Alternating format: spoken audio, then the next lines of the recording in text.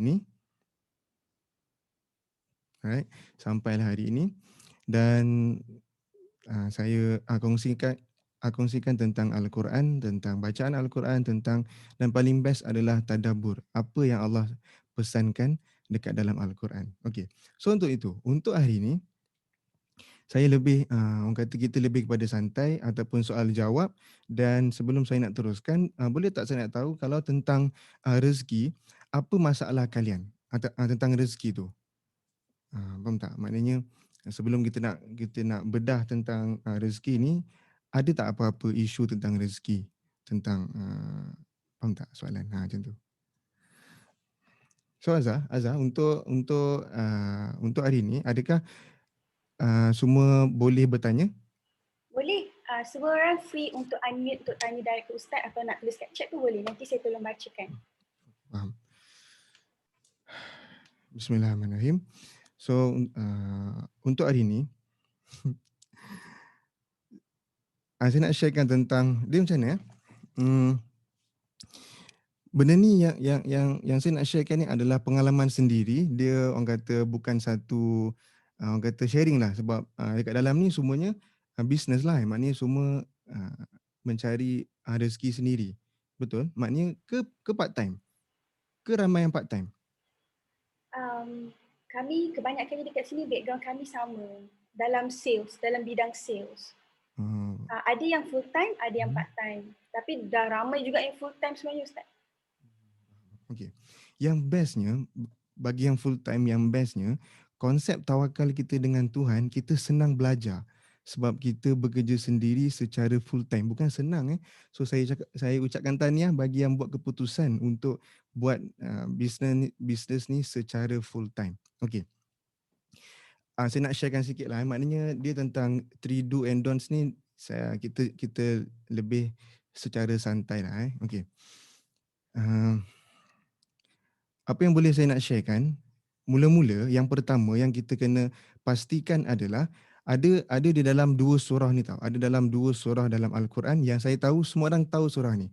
Yang pertama dekat dalam surah An-Nas, dan yang kedua dekat dalam surah Alam Nashrah. Yang surah Alam Nashrah tu yang last kali tu. Fa inna ma'al usri yusra, inna ma'al usri yusra. Semua akan suka quote tu. Kita scroll Facebook, scroll IG, benda yang sama dia beritahu. So hari ni kita nak bedah sama-sama apa maksud di situ. Sebab apa? Bila kita betulkan niat kita, bila kita betulkan kefahaman kita, kita sedang betulkan rezeki kita.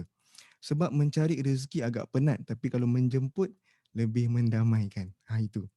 So sebab itu kita nak betulkan mindset. Maknanya kita dah betul, cuma nak pastikan apa yang kita percaya itu adalah kepercayaan yang betul, yang sahih. Okey. Mula-mula saya nak sentuh tentang surah An-Nas dulu. Bagi setiap kita, di antara kita pada saat ini, pada hari ini, kita kena pastikan yang kita ni dah kuasai diri kita sendiri. Sebab orang bisnes, dia kena pastikan dia kuasai diri kita. Sebab apa? Kalau tak, hari ni buat sale, besok lemau. Lusa lemau, tulat buat sale. Dia naik turun. Sebab apa? Kita tak dapat berjaya kuasai diri kita. So dekat dalam surah An-Nas, yang ni saya sharekan secara simple lah.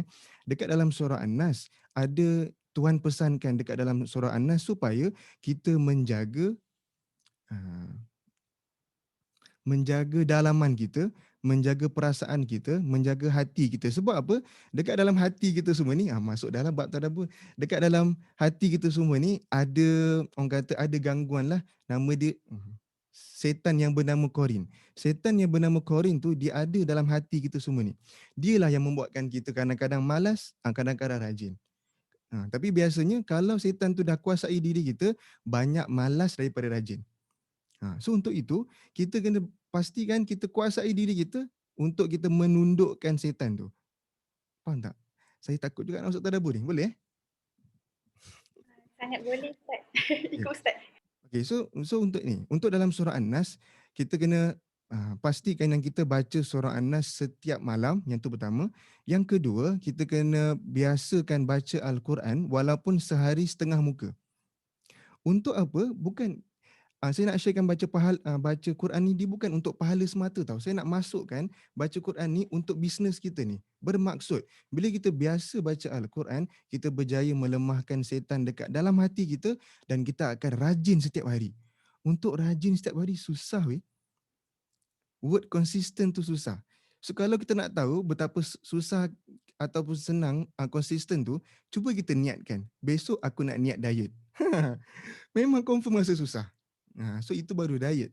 Ini kan bisnes kita yang kita nak cari rezeki untuk kita dan juga untuk keluarga kita. So itu yang pertama yang sangat penting. Siapa yang berjaya kuasai formula yang pertama ni je yang saya sharekan, settle isu energi. Kita akan rasa rajin je sebab tak ada korin tu untuk buatkan kita tak ada mood, buatkan kita rasa berat, buatkan kita rasa dengki dengan orang lain. Ini semua adalah negative thoughts yang membuatkan kita kurang rajin untuk kita kejar hasil kita tu. So itu yang pertama dekat dalam surah An-Nas. Okey. So yang tu clear setakat ni? Macam mana nak kuasai tu yang saya sharekan tentang dua perkara tu. Yang pertama, kita baca surah An-Nas ni setiap malam, dan yang kedua adalah kita selalu baca Al-Quran walaupun setengah muka satu hari. So sebab itu mak ayah kita membebel supaya kita baca 3 kul setiap hari. Cuma kita tak tahu betapa pentingnya. Dan kalau saya nak masuk lagi deep lagi, kenapa setiap seminar yang seminar tu nama dia kenali diri, potensi diri mesti penuh. Sebab fakta dia ramai orang tak boleh kuasai diri dia sendiri. Itu fakta dia. Sebab apa? Sebab kita suka bandingkan diri kita dengan orang lain. Bila kita suka banding-bandingkan, kita akan mula hilang keyakinan diri dan jiwa kita akan mula rapuh. So untuk kita letakkan energi setiap hari untuk buat sale tu susah.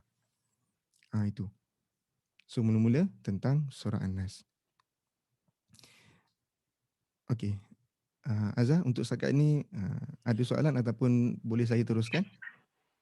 Ustaz, kalau dalam mencari rezeki ni tadi Ustaz cakap tanyahlah pada orang yang involvekan diri dia dengan sales kan Ustaz? Macam mana kalau pada orang yang tak buat sales tapi kerja makan gaji? Okey, maknanya okey, kalau yang itu pun maknanya bagus juga. Maknanya saya tak menidakkan mana-mana pekerjaan, cumanya yang bila kita buat full time tu dia macam kering lah. Sebab kalau tak ada sale, gaji tak ada, babe. So dia kering untuk pilih buat benda ni sepenuh masa. Bermaksud tawakal dia sangat kuat. Sangat kuat tawakal dia. So itulah. So nak kata kalau makan gaji tu sangat bagus juga sebab dia kerja dekat company yang besar dan company tu membantu ramai orang. So dia termasuk untuk memudahkan ramai orang. So maknanya bagus je. Dua-dua pun bagus sebenarnya. Macam tu. Yang saya tekankan konsep tawakal.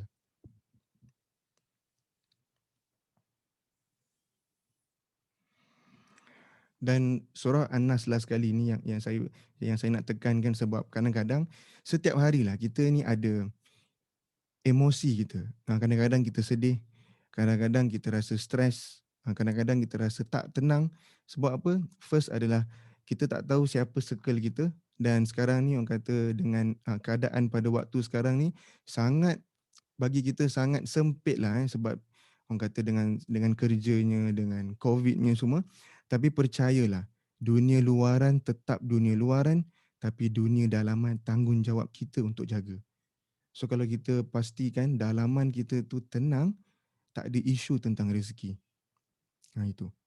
Sebab kita tak boleh ubah luaran, yang kita boleh pastikan ubah dalaman kita. Okey. Ya, Zah, ada persoalan tentang surah An-Nas daripada peserta ataupun kita boleh teruskan?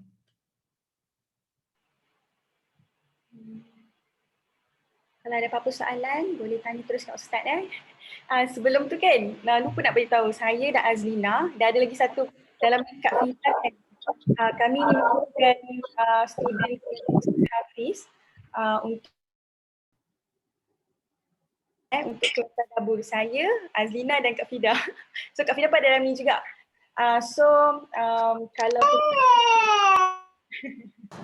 kalau ada sesiapa yang ingin mengetahui lebih lanjut tentang tadabbur, boleh direct ke Ustaz. Sorry Ustaz, kebanyakan dalam ni kami ni satu pasukan yang sama, ada kebanyakannya jugalah daripada kami ni buat kuku, background dia, kebanyakan dia. Tapi ada juga yang bukan daripada kuku dan Wonderlab. Kuku dan Wonderlab satu company yang sama. So kami ni memang sales, agent. Tapi ada yang juga bukan yang buat sales, ada juga yang dari luar, maksudnya yang join kelas ni. Sebab kami buka pada public juga. So sebenarnya memang ada banyak sangat soalan nak tanya dengan Ustaz. Kan Ustaz cakap tadi kalau dalam bidang sales ni, maksudnya dalam bidang mencari rezeki ni kan kita kena tawakal tu sangat tinggi kan Ustaz. Lepas tu kan Ustaz cakap, Ustaz nak sharekan yang tentang 3 do's and don'ts tentang formula rezeki tu. Dan sebenarnya saya tertarik dengan satu ayat ni yang Allah tidak akan ubah nasib suatu kaum tu selagi dia tak mengubah sendiri nasib ni. So boleh ke Ustaz uraikan? Okey, mula-mula kita pergi dululah dekat yang 3 do tu kan.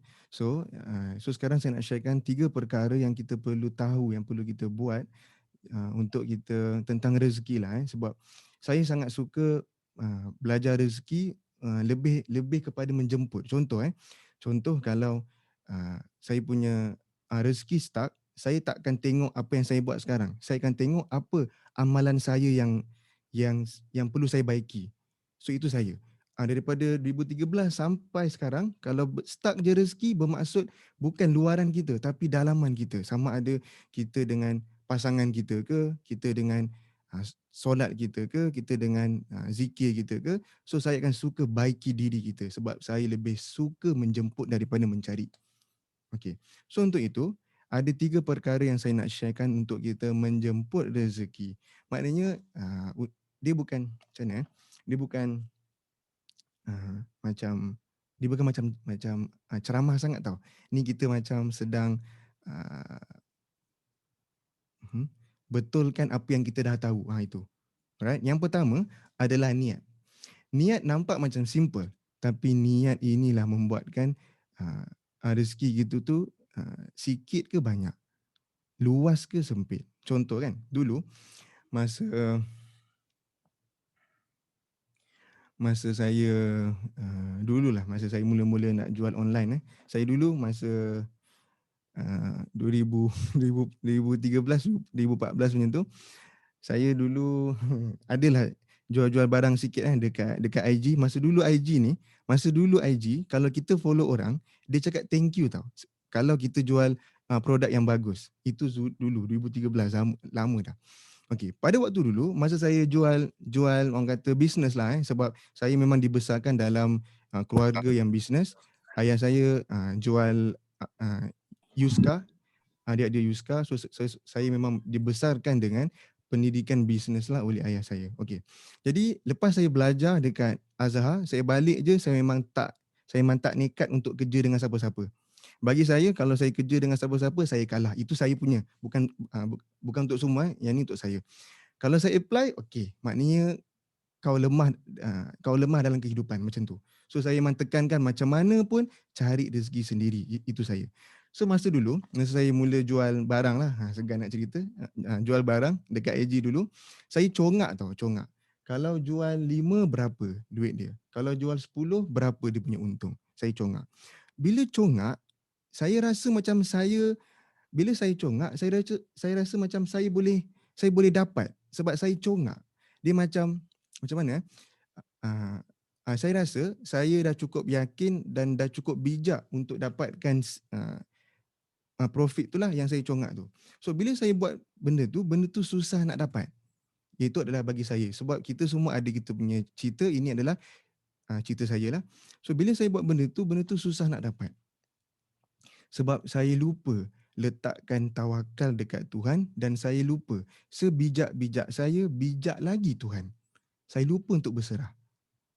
Saya fokuskan mencari dan atur susun tapi lupa nak berserah dekat Tuhan. So selepas itulah bila saya tahu tentang konsep berserah tu bermaksud macam mana pun kita plan kan, kita kena submit dekat Allah. Ya Allah, ini plan saya ya Allah. Untuk itu apa pun yang saya plankan ini, saya tak tahu apa-apa. Saya serahkan ini padamu ya Allah. Nampak tak? Bila saya cakap macam itu, satu luahan tawakal pada Allah. So itu proses tu yang berlaku dekat saya pada waktu tu. Bila saya serahkan, dia lebih mudah rupanya. Kita kena tahu Allah tu lagi bijak daripada kita. Cuma kita kadang-kadang yakin dengan ilmu kita tu betul, tapi apa-apa jadi pun kena tawakal juga. Itu pertama tentang niat kita. Dan yang kedua tentang niat juga, kalau kita adalah sumber rezeki untuk keluarga kita, kita akan lebih mudah dijemput rezeki. Kalau kita sumber. So pada waktu sekarang ni siapa yang sumber? Kita ke, pasangan ke, siapa yang sumber? Ada macam tu. Contoh, kalau kita sumber kalau kita sumber rezeki. Kita berdoa dekat Allah, kita niatkan ya Allah, sempurnakanlah rezekiku agar aku dapat sempurnakan rezeki keluargaku dan juga ibu ayahku. Dalam terms yang lain, yang ini untuk mudah faham, Tuhan agak sukar untuk menolak doa tu. Sebab kita bukan doa untuk kita. Kita nak bahagikan ramai orang. Itu. Itu jemput rezeki. Sebab tu kadang-kadang kalau kita ada isu keluarga, sama ada pasangan ataupun kadang-kadang ada orang kata ada yang bergaduh keluarga tau, sebab dia macam menyalahkan adik ke abang ke yang bagi duit dekat mak ayah dia tu kurang ke apa. Kan kadang-kadang ada isu gaduh macam ni. Sebab kadang adik tak bagi, abang tak bagi, asyik kita je bagi duit kat mak ayah. Macam tu. So kadang-kadang kita rasa benda tu boleh buat gaduh. Dan lagi satu, kadang-kadang benda ni boleh buat gaduh bila mana bila adik-beradik untuk jaga mak ayah tu diorang bergaduh. Maknanya diorang tak nak dan diorang suka letakkan dekat kita contoh. So kita pun cakap asyik Along je yang jaga. Cuba adik jaga pula, cuba adik pula bagi duit, macam tu. Kan ada kadang-kadang kalau ada, hapuskan semua tu, kita minta dekat Allah untuk pilih kita sebagai sumber rezeki untuk semua. Nampak betapa teguhnya doa tu. So kita dah tak payah mengharap adik kita tak nak kasih pun tak apa, it's okay. Sebab kita percaya dengan doa kita dan inilah memudahkan Tuhan memberi rezeki, menjemput rezeki. Sebab kita betul-betul nak bahagiakan mak ayah kita tanpa kita mengharapkan adik-beradik lain. Kalau kalau dia nak kasih, it's okay. Kalau tak nak, tak perlu gaduh. Itu bermaksud Allah dah beri peluang untuk kita yang paling diluaskan rezeki. Itu niat.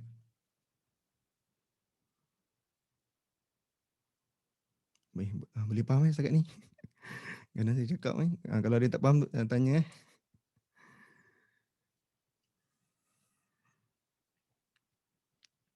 Sebab kalau tengok pattern kehidupan kan, pattern. Sebab saya mengajar Quran, saya dulu mengajar ke rumah orang kan. Yalah dulu ustaz-ustaz yang buat macam tu, ke rumah orang. Pattern yang saya nampak, semua orang yang sukses, semua dekat rumah dia ada ibu dia. Itu yang saya nampak pattern kehidupan. Sebab apa? Sebab dia jaga syurga. Kan kita ni semua syurga. Ibu-ibu ni kan semua syurga. Kita pula. Yalah kita lah kan. Begitu. Okey. Boleh saya teruskan? Azhar? Boleh Ustaz. Okey. Yang itu pertama niat. Yang kedua ikhlas. Ikhlas ni ada dua konsep. Yang pertama, bila kita bisnes, bila kita cari sale, contohlah sale kita masa mula-mula dia macam sedu sikit lah. Ada seorang, dua orang. Memang sakit lah kan. Tapi bila Tuhan beri seorang, dua orang tu sebenarnya Tuhan nak tengok kau ikhlas ke tak ikhlas dengan rezeki aku kasih ni. Satu pun rezeki, babe. Dua pun rezeki. Walaupun satu, ikhlas betul-betul. Ikhlas tu maksudnya apa? Walaupun dia seorang je yang beli dekat kita, kita ikhlas dengan dia betul-betul. Jaga dia betul-betul. Sebab customer ni tahu, kita tanya sebab care ataupun tanya sebab betul-betul ikhlas. Dia tahu Bila customer ni tahu kita tanya sebab ikhlas, siap. Nama kita akan tersebar dekat grup-grup WhatsApp lain. Itu. Key dia ikhlas. Walaupun seorang, layan dia betul-betul. Kita cuba untuk jawab soalan-soalan ni semua walaupun dia seorang. Sebab Tuhan sedang tengok kat kita. Kalau aku bagi satu, bersyukur tak hari ni? Tu ikhlas. Yang pertama. Yang kedua, ikhlas dalam memberi rezeki. Ikhlas dalam memberi rezeki ni, kan biasa kalau kita dengar, nak murah rezeki kan sedekah. Cuma dekat sini saya nak tekankan, nak murah rezeki betul sedekah. Tapi sedekah yang ikhlas semata-mata untuk Allah. Walaupun betul kita nak sedekah tu untuk Allah murahkan rezeki, tak salah. Tapi saya nak tekankan yang lebih deep, yang lebih tepat. Ya Allah, aku sedekah ni untuk ikhlas semata-mata untuk-Mu, Ya Allah. Cukup. Allah nak luaskan kita punya rezeki, bonus. Kalau tak pun tak apa, sebab kita buat ikhlas untuk Allah. Dan Allah takkan sia-siakan hamba dia yang ikhlas. Itu.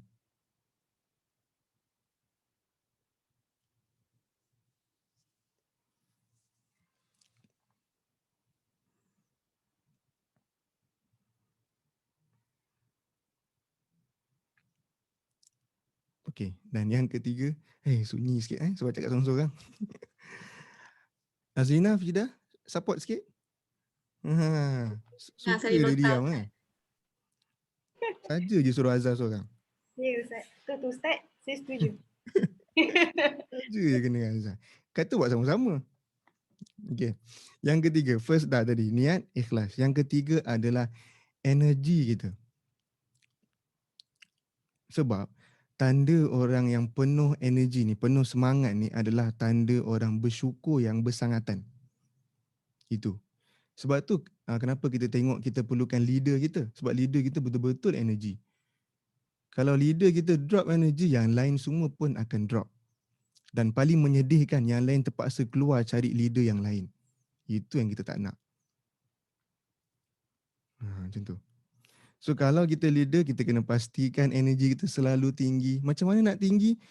Kesyukuran, kena selalu syukur dalam keadaan yang face yang tinggi. Dia bukan macam, ya Allah syukur hari ni kau bagi aku untuk aku melihat, aku boleh hidup lagi. Itu energi yang biasa. Kalau kita leader, ya Allah terima kasih sebab hidupkan aku untuk hari ini. Untuk itu ya Allah, jadikanlah kehidupan aku untuk aku memudahkan anak-anak buah aku. Itu energi leader.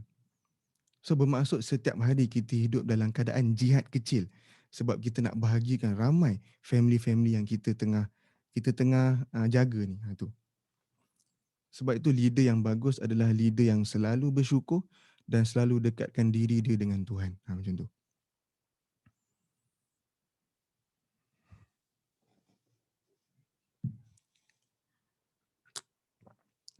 Okey, itu tentang 3 do tu. So saya stop kat situ dulu. Kita tengok soalan.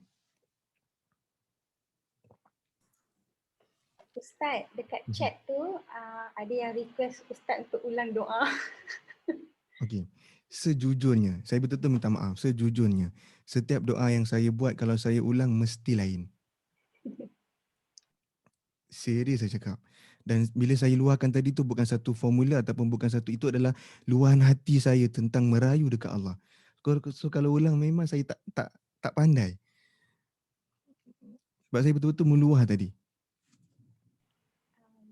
Tapi kita ada buat recording, nanti kita akan share link.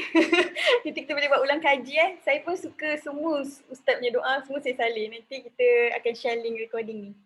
Ustaz, pasal ada soalan juga tadi kat sini. Kalau sedekah niat untuk kebaikan mak ayah pun boleh kan Ustaz? Boleh. Sedekah banyak, dia luas tau. Sampaikan dulu para sahabat Nabi, sebelum dia nak jumpa Nabi, kan Nabi ni sangat mulia. Sebelum nak jumpa Nabi, untuk minta nasihat ke apa kan, diorang ni dianjurkan untuk beri sedekah dulu. Baru jumpa Nabi. Itu. Tu bab sedekah. Sedekah ni pula, kalau kita tengok Allah punya pendekatan dengan sedekah tu dia macam ni.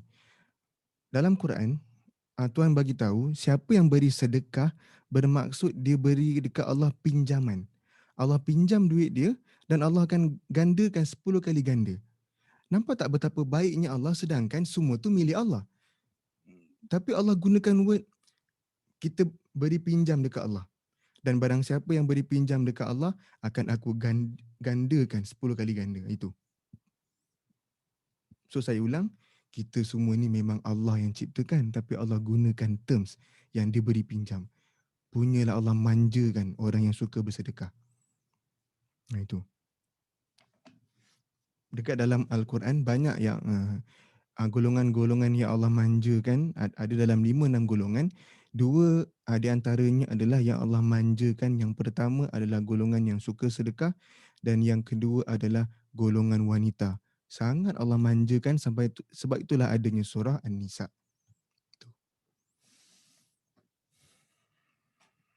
Soalan lain? Ustaz, Mhm. boleh ke yang tentang sedekah tu, kalau saya baca bab sedekah kan, kalau kita sedekah 1 akan digandakan 7, daripada 7 tu digandakan kepada 100 kan Ustaz? Mhm. Saya pernah baca lah. Lepas tu kan, pernah juga satu part tu saya kira. Lepas tu saya macam mengharap kat mana 700. Dan saya tanya je, so boleh ke macam tu Ustaz? Okey. Benda yang Azhar buat tu dulu memang para sahabat dulu buat. Contoh kalau dia bagi kalau dia bagi 1 karipap, dia akan tunggu 10 karipap akan datang. Macam tu. So sebab tu dulu ada kisah bila dia bagi sedekah, tiba-tiba datang ada seorang pembantu tu, dia datang dia bawa 10 dia bawa 8 makanan. 8 je 8 unit 8 je lah makanan tu. So bila dia tengok 8, dia cakap, betul ke ini untuk aku? Saya rasa kamu dah hantar dekat salah alamat. Sebab apa? Sebab masa saya sedekah tadi, balasan yang Allah berikan 10, tapi ni 8 je. So bermaksud 8 ni bukan untuk saya. Tu. Lepas tu yang bawa makanan tu cakap apa? Sebenarnya 10, masa saya bawa tu saya lapar, saya makan 2. Macam tu. So nak katakan dulu kita boleh kira lah. So sekarang keimanan kita dengan para sahabat sangat berbeza. So dia berbezalah juga. Tapi pasti digandakan tu memang janji Tuhan, cumanya cara yang berbeza. Itu. Faham. Sekejap saya bacakan Ustaz Hmm. Check dekat sini Sekejap. Sekejap. Apa ni? Salah ke kalau leader bersedekah tapi kita niat semoga anak-anak tim kita diberikan rezeki? Boleh? Maknanya yang tu baguslah, kita sedekah untuk orang lain. Tu maknanya hati dia sangat murni. Boleh? Okey, lepas tu ada yang tanya ni, orang Ustaz nak tanya, saya buat sales selalu disarankan untuk berkawan dengan orang yang positif sahaja, kurangkan berkawan dengan yang negatif. Apa pandangan Ustaz? Okey. Sebab kita balik-balik dekat energi. Saya ulang balik. Okey, dia macam ni. Nabi kita sendiri, Nabi memang sayang semua tau. Sampai kita hari ni yang dia belum tengok pun sayang. Tapi yang Nabi jaga circle dia 4 sahabat. Sayyidina Abu Bakar, Sayyidina Umar, Sayyidina Uthman, Sayyidina Ali. Nabi sendiri jaga circle.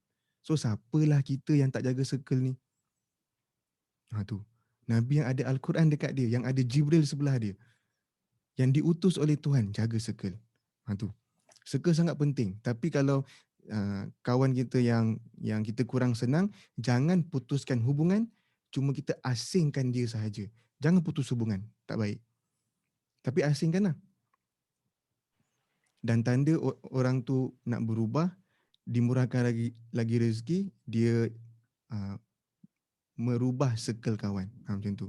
So sebab itu, kalau dalam kelas saya, private group kan, semuanya group yang kecil lah, dalam 5 orang, 7 orang, semua tu dibentuk circle yang baru. Circle yang semua tu betul-betul cari redha Allah. Apa yang bestnya, circle inilah membuatkan keberkatan dalam hidup. Itu. Circle sangat penting. Saya teruskan baca kat chat ni Ustaz. Silakan. Sekejap ada beza ke sedekah subuh dengan sedekah waktu lain? Okey. Sejujurnya, sedekah subuh saya kurang mahir. Saya tak tahu apa dia punya fadilat. Macam tu. So nak kata sedekah subuh, sedekah lain, wallahu alam. Tapi sedekah yang diterima adalah sedekah yang ikhlas kerana Allah semata-mata. Diterima. Sebab kata Allah, jika seseorang tu bersedekah, tapi sedekah dia tu tak ikhlas, mungkin untuk menunjuk ke, mungkin untuk niat dia lain, maknanya bukan untuk Allah. Allah bagi contoh apa tahu? Seperti contoh ini batu sungai. Okey. Sedekah yang bukan ikhlas, bukan kerana Allah, seperti ini batu sungai dan dekat atas batu sungai tu ada habuk tau. Habuk. Kan batu sungai tu licin. Dekat atas tu ada habuk. Habuk tu diibaratkan sebagai sedekah kita yang tak ikhlas.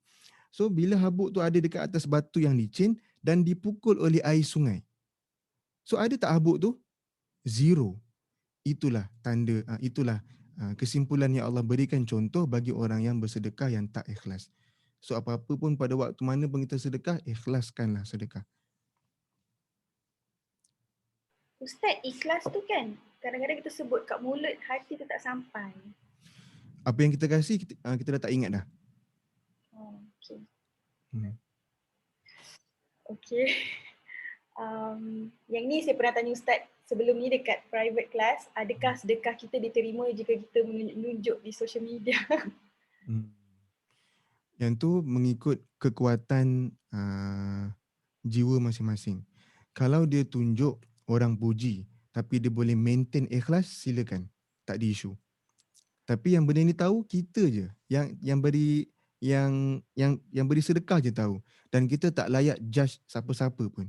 Sebab dia je yang tahu. So untuk itu kalau rasa kuat, buat untuk orang kata untuk Allah dan juga untuk beri contoh lah biar semua orang sedekah, silakan. Orang puji ke apa kita tak terkesan. Tu okey. Ustaz, satu ni macam best kalau ada orang yang suka bersedekah tapi hutang dia sendiri masih belum bayar. Tak boleh lah. Hutang Salah tu tu. first lah Ustaz. Hutang dulu.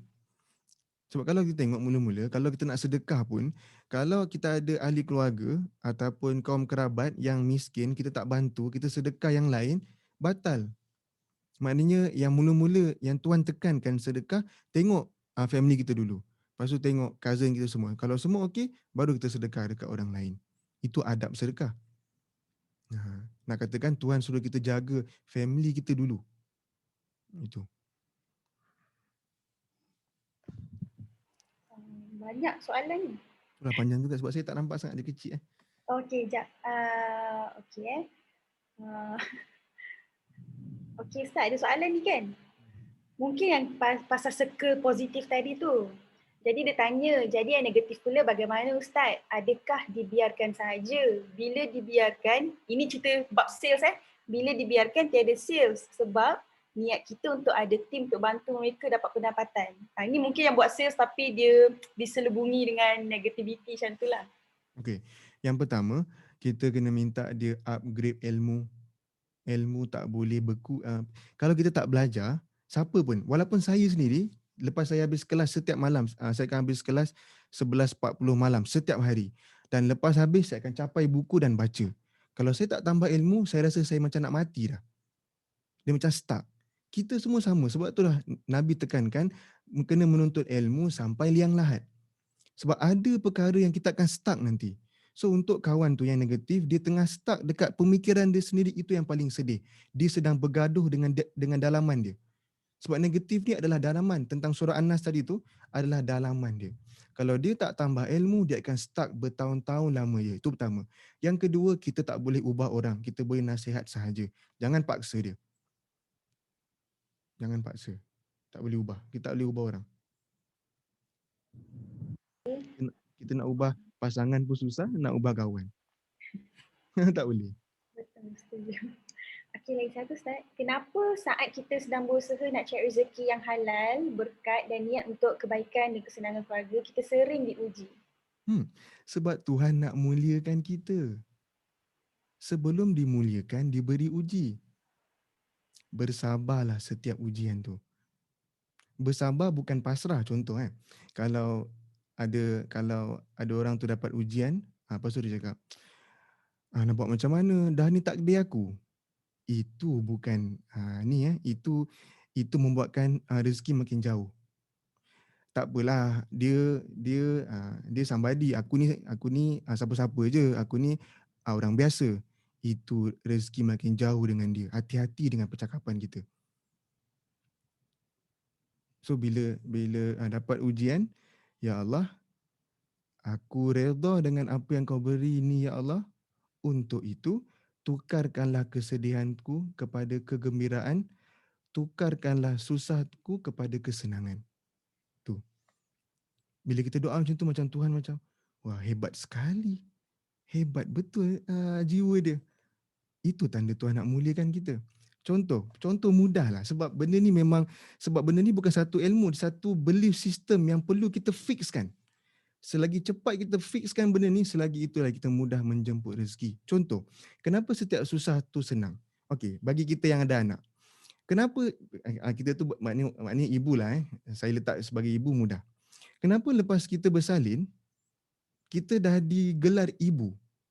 Macam automatik. Sebab kita baru lepas diberi ujian bersalin tu. Ha, lepas lahirkan anak tiba-tiba jadi ibu. Tiba-tiba syurga tu dekat bawah tapak kaki kita. Allah muliakan kita tak? Allah muliakan kita selepas diberi ujian tu. Melahirkan anak tu. Itulah tanda konsep Allah nak muliakan kita, Allah beri kita uji. Untuk itu, bila kita dapat ujian, kena bersabar yang baik. Bersabar yang baik bermaksud kita kena bersangka baik di atas setiap ujian. Itu.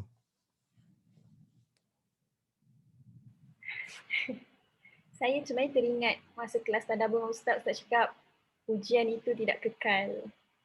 Oh ya. Ni saya sangat pegang benda tu sampai Ya. sekarang. Ya. Tak ada benda yang permanent. Ya betul. Betul, tak ada benda yang permanent. Termasuk ujian. Okay. Lagi ni Ustaz, bolehkah kita ungkit amalan kebaikan yang pernah kita buat dalam dalam doa, contoh dalam keadaan terdesak. Dia cerita satu kisah ni, kisah pemuda yang terperangkap dalam gua, masing-masing ungkit kebaikan amalan. Oh, saya pun pernah baca. Maksudnya dia bercerita apa dia buat, lepas tu mohon ke Allah supaya dikabulkan doa tu. Faham? Maknanya apa? Boleh ke kita ungkit? Maksudnya boleh kita sebutkan amalan pernah kita buat sebelum ni, maka boleh ke Allah kabulkan doa kita. Macam tu lah. Contohnya macam cerita ni lah. Oh, okey. Dia macam ni. Yang orang kata level kita lah level hamba Allah yang di penghujung-penghujung ni, penghujung-penghujung zaman ni kan. Yang ditekankan macam mana untuk berdoa, kita kena tengok surah Duha. Surah Duha, Allah minta kita meluahkan apa pun yang Allah dah berikan. Kita kena list down apa pun yang Allah dah berikan kita tentang kesyukuran tu. Lepas kita luahkan kesyukuran, baru kita berdoa. Itu cantik. Dia bukan mengungkit lah macam tu. Kalau mengungkit, kalau iman tak utuh, dia akan jadi macam satu, sebab kita macam paksa Tuhan. So sebab kita tak nak paksa, Tuhan tu tetap Tuhan. Kan macam kita lah, kalau anak kita nak something kat kita kan beza kalau dia minta dengan baik dan minta paksa. Setiap hari dia cakap mama nak, kita rasa annoying kan. Sama juga. So kita kalau boleh, kalau doa tu jangan paksa Tuhan. Sama juga bila kita solat duha, kita bukan paksa Tuhan untuk luaskan rezeki. Tak. Kita solat duha sebab kita nak beritahu, ya Allah, aku bersyukur dengan apa yang telah Engkau berikan. Telah Engkau berikan. Sebab itulah aku solat duha. Itu. Dan Tuhan janjikan, siapa yang bersyukur, aku pasti tambah. Bukan tambah, aku pasti tambah. So bersyukurlah dalam keadaan yang sebenar-benar syukur. Macam tu. Okay. Ustaz, tadi kan Ustaz cakap kalau kita berhutang, saya tekan hutang dulu baru start sedekah kan? Ni ada satu tanya ni, dia maksudnya ini contohlah berhutang dengan parent tapi nak bagi sedekah. Perasaan nak bersedekah tu ada, tapi ada hutang sebenarnya. Okey, dia kena menghidupkan dua-dua tu lah. Contoh kalau dia ada hutang parent, sebab tak tahu lah banyak ke sikit kan. So kalau banyak, dia pun bagi juga dekat parent tu sikit, dan dia tetap sedekah juga, sebab kita perlukan sedekah untuk diluaskan lagi rezeki. So kita buat kedua-duanya sekali. Betul, buat kedua-dua. Okay, yang ni Ustaz cakap pattern orang sukses ada ibu di rumah. Bagi yang tak ada ibu dan ayah. Yelah, maknanya yang ini pattern kalau dia ada isu tentang keluarga tadi tu. Pattern, bukan benda wajib. So bagi yang dah tak ada ibu dan ayah tu, orang kata kita kena luaskan lagi lah. Contoh, kita kena list down. Rezeki kita tu untuk siapa? Contoh untuk diri kita, untuk siapa lagi? Anak-anak kita, untuk keluarga kita, okey, dah. Lepas tu siapa lagi? Untuk mak ayah dah tak ada. So kalau dah tak ada, kita list lagi untuk anak yatim, untuk anak-anak tahfiz, kita list down kan, supaya nak beritahu dekat Allah betapa seriusnya rezeki yang Allah berikan ni nak buat untuk dia orang. Macam tu. Ha. Sebab Tuhan akan berikan mengikut kemampuan kita. Kalau kita nak support banyak ni lah Tuhan kasih. Kalau kita nak support banyak ni lah Tuhan kasih. Macam itulah. So kita luaskanlah rezeki kita supaya Allah mengalirkan rezeki itu dekat kita. Okay, Ustaz. Macam mana dengan statement yang kalau orang selalu cakap tak ada rezeki, tak ada rezeki? Boleh ke Ustaz? Boleh ke kita macam tu cakap ataupun sebenarnya kita ni yang tak cukup bersungguh usaha? Macam word orang selalu cakap, tak apalah, belum ada rezeki lagi, tak adalah tak ada rezeki, contoh macam tu. Boleh ke macam tu? Boleh cakap macam tu tapi kena turnkan macam ni. Mungkin tak ada rezeki aku pada hari ini tapi aku yakin mesti ada yang lain. Aku yakin mesti ada hikmah sebalik ni. Aku yakin mesti Allah gantikan yang lain. Itulah maksud sabar yang bersangka baik. Sabar yang baik macam tu. So bila kita ada satu sifat macam tu, kita akan terus bekerja keras. Sebab tugas kita kena rajin, bekerja keras. Rajin. Rajin belajar, rajin kerja, rajin semuanya. Solat pun orang kata, rajin solat awal waktu. Macam tu.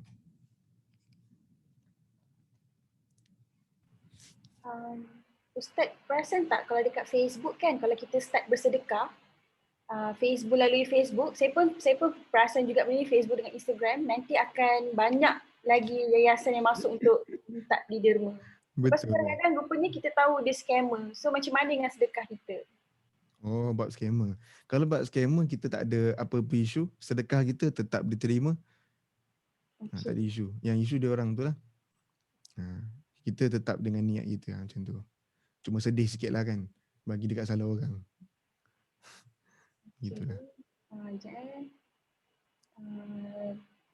dalam hati atau Ustaz, doa dalam hati atau doa yang bercakap mana lebih terbaik? Berdoa dalam keadaan perlahan. Okay. Luahkan perlahan. Sebab pernah sekali tu, ada seorang sahabat dia doa dekat Allah tapi dia doa cakap kuat tau. Ya Allah macam tu, dia doa macam tu lah. Lepas tu Nabi pergi dekat dia cakap apa? Allah tu bukannya bisu dan Allah tu bukannya pekak. Nak katakan doa dalam keadaan perlahan, dalam keadaan kita merendahkan hati kita tapi yakin. Macam tu. Kita rendah hati macam kita macam merayu tapi kita yakin yang Allah tu bantu kita. Macam tu. Itu dia punya konsep. Dia bukan macam ya Allah kalau engkau izinkan, kalaulah aku boleh kan, kalau tu kan macam tak yakin. Macam tu. So kita kena bina keyakinan lah. Ustaz, dekat konsep doa kan, kalau kita baca doa tu dalam bahasa Arab, tapi kita tak faham, boleh ke Ustaz? Boleh je.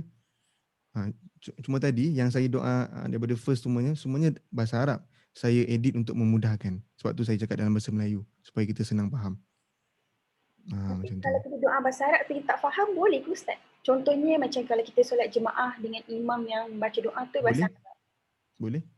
Tak ada isu? Kalau imam tu baca sekadar hafal tapi tak faham juga. Pun boleh juga. Sebab orang kata apa yang dia hafal tu adalah doa yang pernah dibaca oleh Nabi-Nabi. Still ada berkat. Macam tu.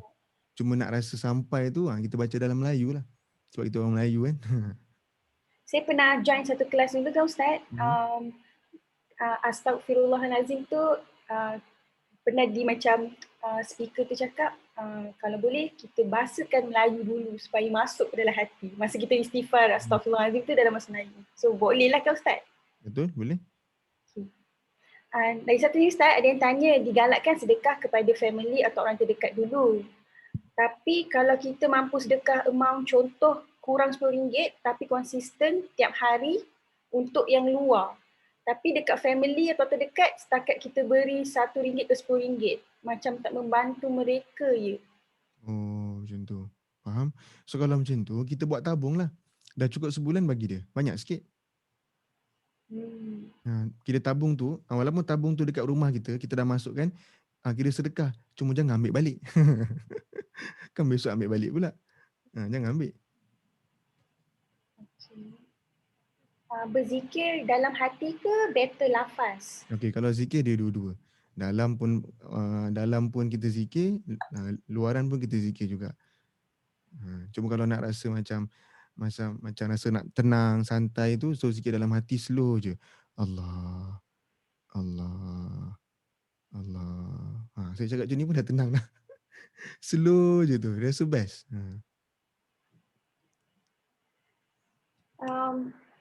Ustaz, ni saya cerita dululah. Saya pernah Ustaz macam memberi sambil menangis sebab rasa Kenapa? macam habis duit tu. Saya cerita ni dulu ni Ustaz. Macam mana saya nak menghindarkan perasaan tu? Contohnya macam saya membantulah kan. Tu macam rasa macam sakitnya macam tu.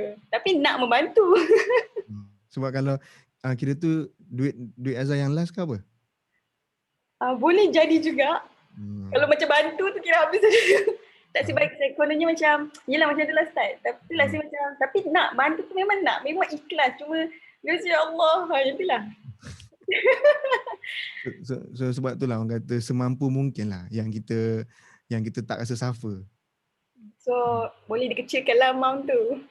Terpulang, dia mengikut betapa yakin kita lah. Sebab kalau kita bagi semua pun, dia ikut keyakinan. Tapi kalau boleh bagi semua macam Azhar tu, bagi juga nangis, maknanya Azhar padu lah. Yakin dia tu padu lah. Luar biasa. Setiap kali kita bersedekah, kita niatkan untuk arwah ibu bapa, sampai ke pahala tu kepada arwah? Kalau kita soleh dan solehah, sampai. Sebab tu bagi yang tak ada ibu ayah macam saya, selepas 3 tahun lepas bila tak ada ayah, saya tak ada pilihan untuk menjadi hamba yang baik. Sebab bila jadi hamba yang baik, barulah doa kita semua tu sampai dekat mak ayah kita. So untuk kita rasa nak balas budi dia, jomlah jadi peribadi yang baik, yang disukai Tuhan, yang sabar, yang menyenangkan orang lain. Itu. Okey, banyak soalan ni saya baca je ke ni? Okey. So tak pun kita masuk sekejap tentang three do dah. So sekarang kita nak masuk don't tu. Boleh ke nak soalan lagi? Boleh masukkan Ustaz punya dulu sebab banyak ni. Dia memang lebih kurang tentang sedekah dan hutang. Macam banyak yang tu. Ustaz nampak tak? Betul. Ada yang tanya apa boleh ke paksa orang berhutang untuk bayar hutang? Sekejap. Saya masuk ni dulu lah yang three don'ts ni. Okey. Tadi dah tahu tentang 3, niat, ikhlas dan juga semangat kita. Cumanya apa yang kita baca tajuk ni memang senang tapi saya kupaskan benda yang fakta. Usik benda ni kita lebih senang untuk menjemput rezeki lah. Macam tu. Okey. So sekarang kita buat apa yang kita tak boleh buat tentang dia ada 3 perkara. Yang pertama, berlumba-lumba yang salah. Untuk kerja hasil betul tapi berlumba-lumba yang salah sampaikan kita silent customer orang ke, kita jatuhkan orang ke, kita curi customer orang ke. Sebab berlumba-lumba yang salah akan dapat sifat tamak. Kadang-kadang kita rasa kita betul sebab kita nak kejar, betul. Tapi kalau salah cara berlumba, itu yang tak boleh. Macam tu. Sebab yang 3 perkara ni, dia tak diukur kalau kita ada duit banyak ke sikit. Yang 3 perkara ni diukur berkat ataupun tak berkat. Itu. Yang pertama, berlumba-lumba yang salah, masuk jangan tamak. Yang kedua, berkira-kira. Berkira-kira ni bermaksud ada tau orang yang seminggu 4 kali, 5 kali setiap hari, dia akan tengok dekat Maybank to you tu lah berapa duit dia ada. Berapa duit dia ada. Besok pun dia kira lagi. Selang 2 hari pun dia kira lagi. Itu tidak boleh kita buat. Sebab itu ada dalam surah Al-Humazah. Yang Allah tekankan supaya jangan buat macam tu. Sebab apa? Bila kita selalu berkira-kira, macam dia bukan berkira-kira tu macam mana? Faham tak? Dia macam selalu tengok duit tu berapa kita ada. Lagi 2 hari tengok berapa kita ada. Sebab bila kita tekankan sifat ni, kata Allah, kita akan dapat 2 sifat. Yang pertama, sifat bakhil.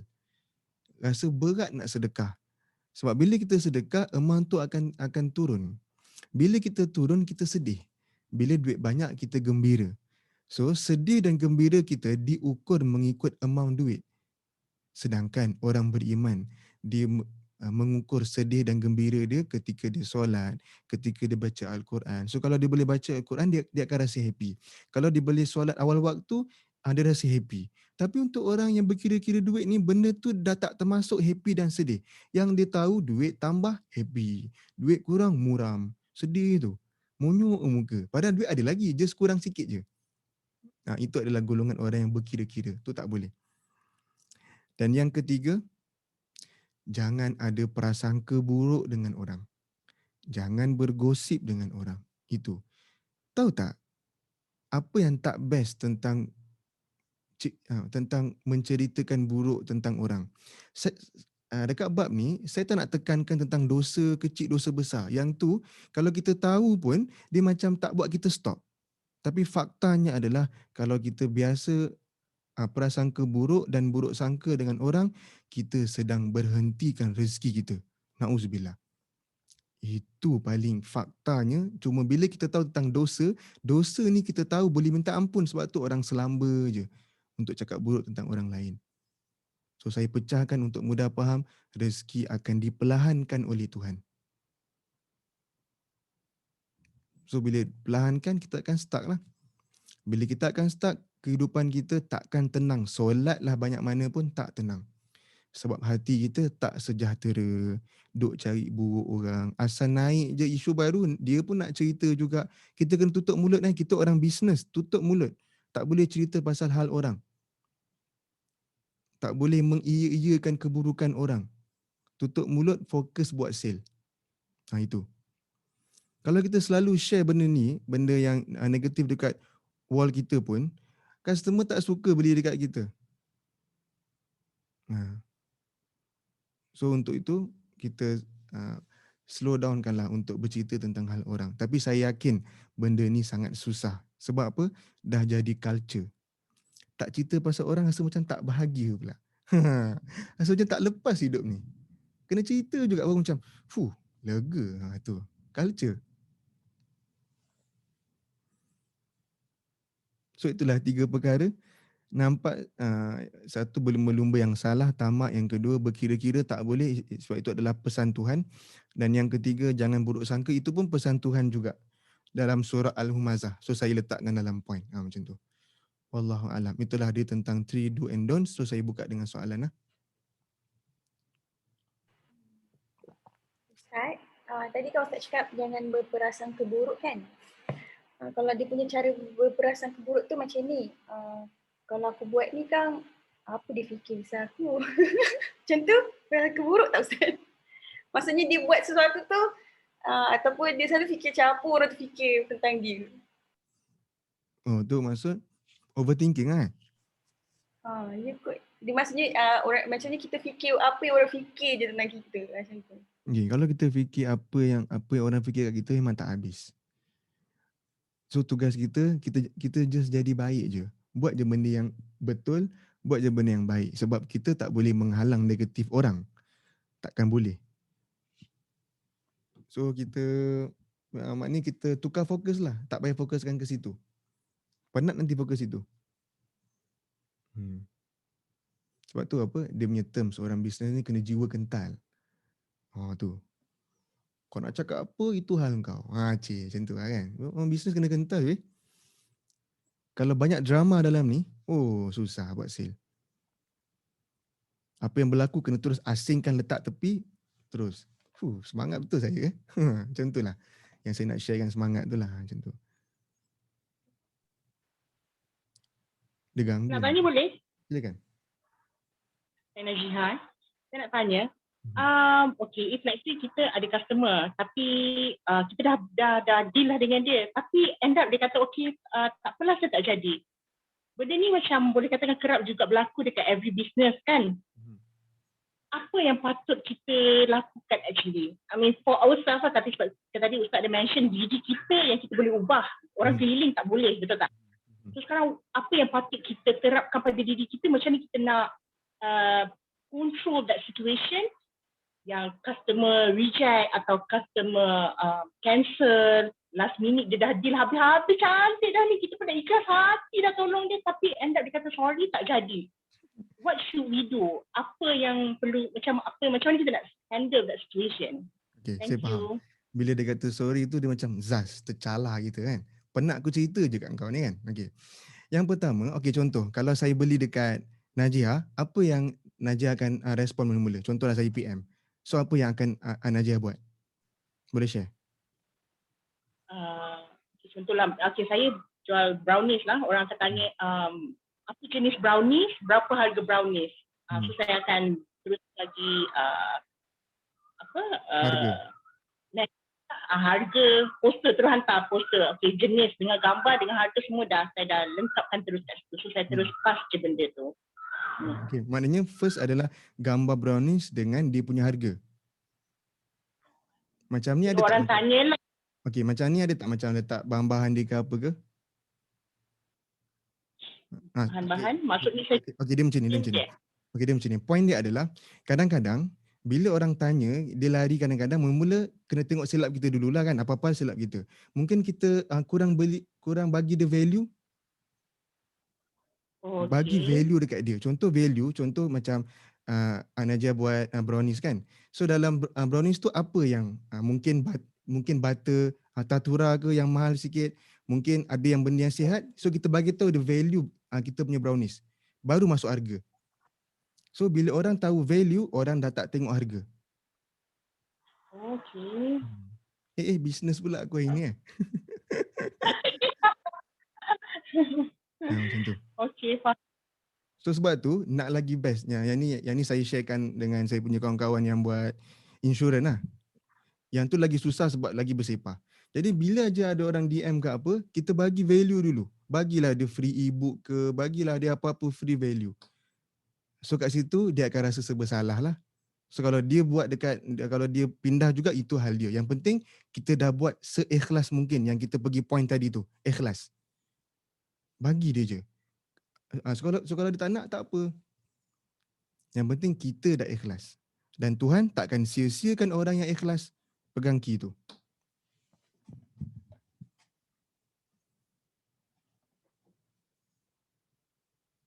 Sebab saya ada kawan yang jual brownies paling mahal dekat market. Dan sale dia tak pernah stop.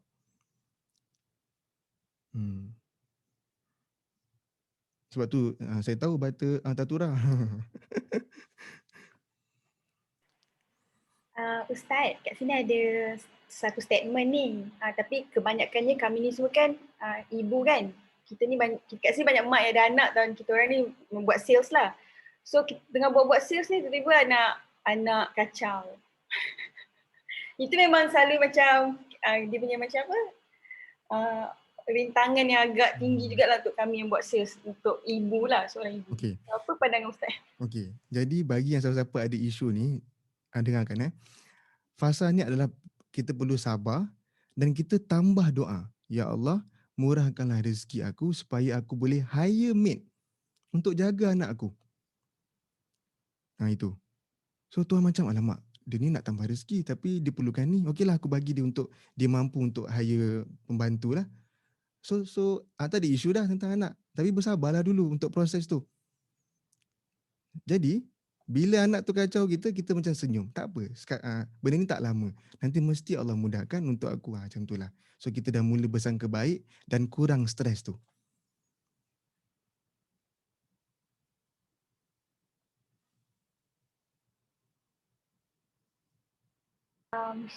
Ustaz, kalau yang tak minat nak hire maid tu macam mana? Tak tahulah.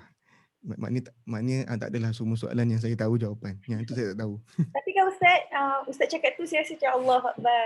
Sebab benda ni lah yang sebenarnya saya pernah bagi tahu dekat tim saya waktu saya dulu masa buat sales, Ustaz. Dia punya susah tu Allah je yang tahu. Saya ada 4 orang anak dengan anak special lagi kan. Lepas tu tiba-tiba je Allah bagi saya rezeki ada maid. Nampak? Lepas tu saya pun bila saya nak bagi tahu orang pun saya suka bagi tahu orang apa yang saya experience. Saya pun cakap benda yang sama. Apa yang saya buat tu adalah saya ada maid. So dia jadi kuranglah beban saya. Rumah saya dijaga. Maksudnya dia kan mengemas anak saya proper macam tu lah. Betul. Sebab Azhar, kadang-kadang orang letak limit untuk Tuhan nak bagi dia rezeki tapi dia limit. contoh macam mana tau? Takkan aku nak ada maid. Maid ni untuk orang kaya je. Dia limitkan benda tu, sedangkan maid bukan orang kaya, orang miskin. Dia mudahkan kita. Dia bantu kita. So jangan letak limit. Just doa je. Sebab Tuhan tu kan maha besar. Sebesar mana yang kita tak boleh nak ukur Tuhan tu. So jangan limitkan kebesaran Tuhan. Percayalah macam tu.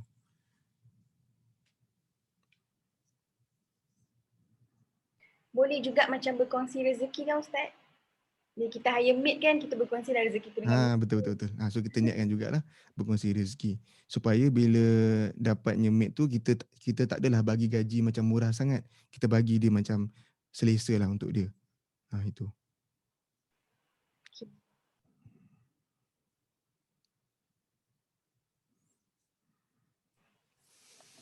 Ada apa-apa lagi nak tanya kat Ustaz? Soalan? Assalamualaikum.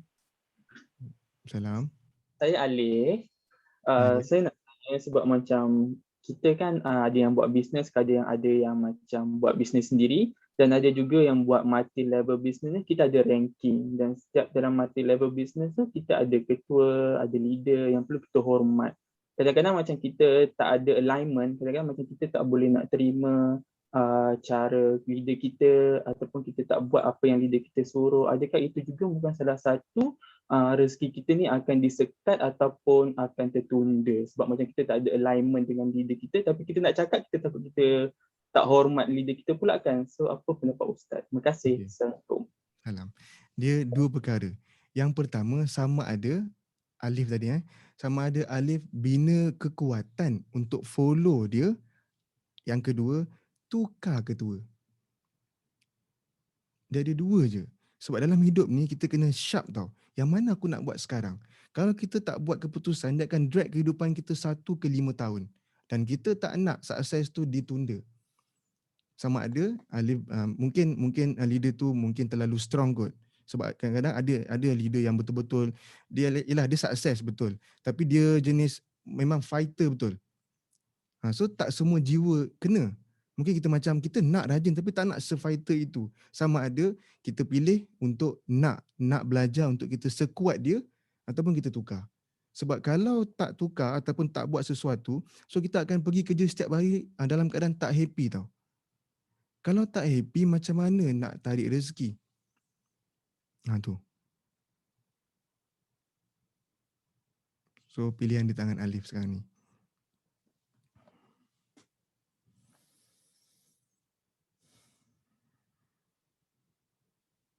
Ustaz, ada soalan ni. Kalau buat sesuatu benda yang baik, kita selalu mengharapkan balasan yang baik. Tu kira ikhlas ke tak? Boleh masuk ikhlas. Cuma dia boleh masuk ikhlas. Nak lebih cantik, kita link dulu dengan Tuhan lah. Macam tu. Buatnya semua untuk Engkau, ya Allah. Semoga Engkau tersenyum dengan kebaikan aku. Semoga Kau suka aku, ya Allah. So kalau Tuhan suka, that's it. Itu. Tuhan suka, that's it. Okay. So mungkin last kot. Azhar, ada lagi soalan? Ke tak ada dah? Assalamualaikum Ustaz. Salam. Okay, kita nak tanya, macam Ustaz cakap tadi, kita kena bina kekuatan kan? Kena bina untuk kita jadi yakin yang rezeki tu Allah akan bagi di masa depan. Selain daripada yang Ustaz dah ulah tadi, kita kena kuatkan dalaman, kena perbanyakkan macam surah Fadilat, surah An-Nas dan juga bersedekah. Ada tak selain daripada tu tip-tips yang boleh kita amalkan untuk kita sentiasa jadi orang yang kuat Ustaz? Kalau amalan ada dua. Satu, solat duha 4 rakaat. Lagi satu, baca surah Al-Waqiah. Itu amalan.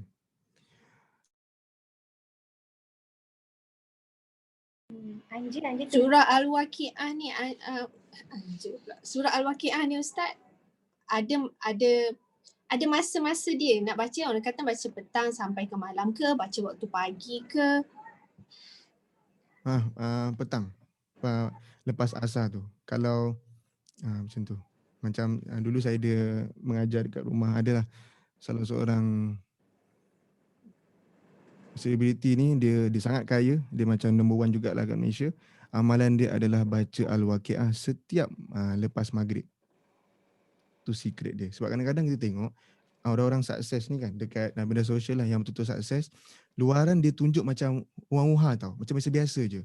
Tapi sebenarnya diorang ni banyak mengamalkan amalan yang diorang tak tunjuk. Itu secret diorang sebenarnya. Al-Waqiah lepas maghrib. Macam petang boleh, lepas maghrib boleh, it's okay. Maknanya tengoklah mana time yang kita sesuai. Tapi Satu lagi apa tadi Ustaz? solat duha 4 rakaat. Lepas tu betul ke Ustaz, saya pernah baca malaikat kan, kan waktu pagi kita sedekah waktu pagi, malaikat yang bertugas pagi sampai ke asar. Asar tu malaikat dah bertukar nak bawa naik ke langit. Macam itulah. Sorry Ustaz, saya tak tahu terms dia tu. Adakah benar benda tu? Okey, dia macam ni. Kalau dengar dekat ceramah ke apa, yang tu betul. Maknanya betul lah mengikut apa yang ustaz tu ajar. Sebab kita kena menghormati ilmu tu. Cuma saya punya style sebab saya belajar usuluddin. Usuluddin ni adalah belajar benda yang terus tentang asal usul tu, tentang benda. So saya tak fikir benda tu sangatlah. Yang saya fikir tu terus macam fakta, waqiah, duha, macam tu. So kalau pertanyaan tu saya tak boleh, betul lah kot sebab yang share tu ustaz tu kan. So kita tak boleh nak macam buruk sangka kan. So betul lah apa yang ustaz tu ajar. Macam tu. Cuma faham soalan tadi tu sebenarnya nakkan kepastian. Amalan mana yang aku kena buat sekarang? Itu kan.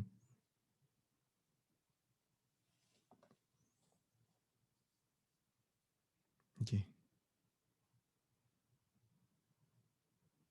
Alright, ada lagi?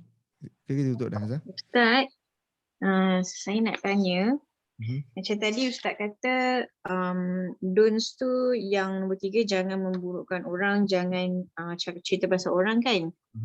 Macam mana kalau kita adalah subjeknya, maksudnya contohnya orang bercakap buruk pasal kita. So macam kita ni pula nak kena buat apa dekat orang yang berkata pasal kita tu? Memang stres kan? Apa dia? Maknanya apa yang kita nak jawab dekat dia? Apa yang kita, macam mana, maksudnya apa kita nak jawab atau apa tindakan kita, macam bila kita mendiamkan diri, dia orang kata tu salah lah tu, dia dah salah lah tu, dia macam tu tau. Okey, kalau yang kita deal tu, kalau kita tahu orang, sebab dia ada dua jenis orang. Kalau orang tu jenis bijak ni bermaksud dia berjiwa besar, dia boleh dengar apa pun pendapat kita. Kalau orang yang tak bijak yang kita nak deal tu, kalau tak bijak, kalau kita cerita apa pun dia takkan percaya ataupun takkan setuju. So kita tengok siapa yang kita berhadap sekarang tu. Kalau dia tak bijak, tak payah cakap apa, just diam je. Dan kalau dia jenis orang yang bijak, kita cuba cerita dalam keadaan baik lah. So kalau dia, bila kita dah cerita, dia still berpegang dengan pendapat dia, itu urusan dia. Key dia kena tetap kuat. Benda ni kena kuat ni sis. Maksudnya kita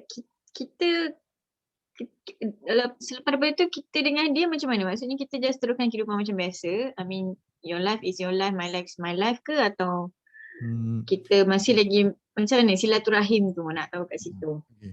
Bermaksud kita jangan putuskan hubungan, tapi kita asingkanlah. Contoh. Ada kawan yang kita boleh ajak masuk rumah sampai dekat pagar. Ada kawan yang kita boleh ajak masuk rumah sampai dekat hall. Ada kawan yang kita boleh ajak sampai kat dapur kan. So untuk orang-orang macam ni, kita kawan tapi dia sampai dekat pintu rumah depan je. Faham Ya, faham. Okay. Alright, thank you.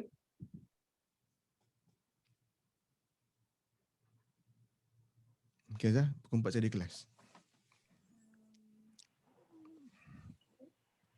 Boleh terima lagi soalan ke Ustaz? Last. Oh last. Okay, ada siapa nak direct tanya Ustaz, boleh unmute. Kalau tidak, saya akan ambil soalan dekat chat. Ada satu soalan ni Ustaz. Ustaz, apa langkah pertama untuk kita kukuhkan lagi belief sistem kita dan amalan yang kita boleh buat untuk kita kukuhkan lagi belief sistem? Langkah pertama dan amalan. Langkah pertama, apa yang berlaku dalam hidup kita kena bersangka baik. Dan yang kedua, kita kena maafkan semua orang, jangan ada dendam walaupun seorang pun dalam hati kita. Bila dua ni kita dah buat, Allah akan berikan pintu-pintu lain. Itu. Allahu a'lam. Terima kasih untuk petang ni. Terima kasih semua untuk petang ni. Terima kasih Azhar, terima kasih Azlina, Fida. Semoga Tuhan menghimpunkan kita petang ni. Semoga apa pun kesusahan kita Tuhan memudahkan, apa pun kesedihan kita Tuhan gembirakan, dan apa pun kesempitan yang kita lalui sekarang Tuhan meluaskan jalan dengan keberkatan ilmu yang kita belajar pada petang ni. Untuk itu kita berdoa dekat Allah supaya Allah bantu kita untuk menjadi peribadi yang anggun, yang baik, yang bercakap pun baik, yang membalas perkataan orang dengan baik, yang memaafkan semua orang, supaya kita selalu hidup dalam keadaan saling rasa cinta dan dicintai. Itulah ketenangan yang abadi. Wallahu a'lam. Okay, masih banyak-banyak Ustaz Hafiz Kamal. Terima kasih Ustaz. Terima kasih Ustaz. Terima kasih Ustaz. Pasti kalau kita nak jumpa Ustaz lagi untuk beri nasihat, semangat, boleh lagi ke Ustaz? Sebab kat sini tulis tak puas. Kami pun tak pernah puas dengan Ustaz punya kelas. Selalu doa kalau boleh hari-hari. Ada ke Azlina dengan Kak Fida nak memberi kata sepatah dua? Azlina ada nak cakap apa-apa sebelum kita end kan? Azlina Ustaz, dia pemalu. Azlina nak cakap. Azlina di belakang tabir dia sangat kuat. Tapi bila suruh cakap dia segan. Kak Fida ada nak cakap apa-apa? Tak ada apa. Terima kasih kepada Ustaz sudi berkongsi dengan kita pada petang ini dan semoga kita semua dapat manfaat lah. Dan semoga kita boleh jumpa di sesi akan datang ya Ustaz. Thank you so much dan terima kasih juga pada semua yang join. Semoga kita terus diberkati. Ya, Mariam. Itu saja. Ustaz, terima kasih semua. Assalamualaikum. Habis?